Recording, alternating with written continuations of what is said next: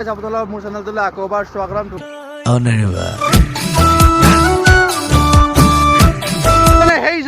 সেইজন ধুৰন্ধৰ যিজনে খোজকাঢ়ি মৰিগাঁৱৰ পৰা গৈছিলে ৰাম মন্দিৰলৈকে, অৱস্থা বেয়া, কাপোৰ খুলি গৈছে, এটা গেঞ্জি আৰু হাফ পেণ্ট।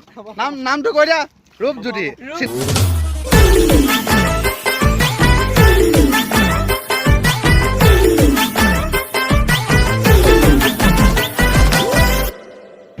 তো গাইছ অকণমান যদি জুম কৰি আপোনালোকক দেখাওঁ তেনেহ'লে এইখন হৈছে ভেটেনেৰী, কিন্তু এইখন ভেটেনেৰী কম আৰু শ্মশান বেছি বুলি ক'ব লাগিব, কাৰণ ইয়াত ডক্টৰ চক্টৰ একো নাপায়।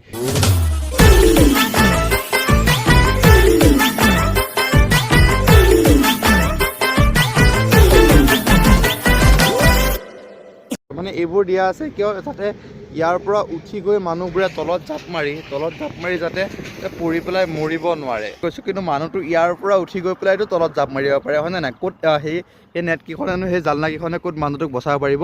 মই মানুহ মৰিবৰ কাৰণে বুদ্ধিটো দিয়া নাই, জাষ্ট কথাটোহে কৈছোঁ।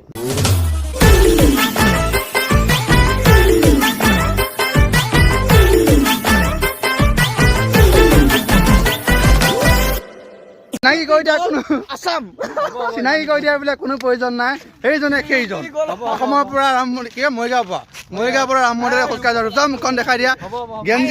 গেঞ্জি আৰু হাফ পেণ্ট পিন্ধাৰ কাৰণে বোলে দেহাটো দেখাব লাজ কৰি।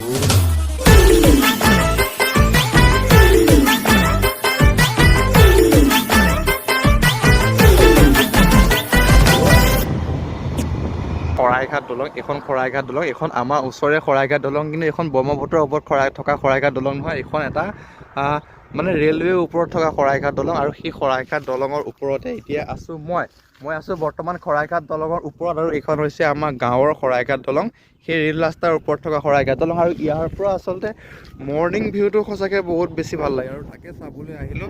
অলপ যদি জুম কৰি চাই তেনেহ'লে গম পাব, কেমেৰা ভাল হোৱাৰ পৰা স্পষ্ট দেখিলে, কিন্তু ইয়াৰ পৰা মৰ্ণিং ভিউটো খুব বঢ়িয়া লাগে দেখিবলৈ। আৰু চাওক, ইয়াতে বেলিৰ চাপ পৰি আছে, আৰু ইয়াতে পূৰা সূৰ্যৰ পোহৰটো ইয়াতে, আৰু সূৰ্যটো আপুনি ওপৰত চোৱাতকৈ আপুনি তলত পানীটো চাব পাৰে। চাওক কি সুন্দৰকৈ দেখা পায়, তাকে চাবলৈ আহিলোঁ এবাৰ।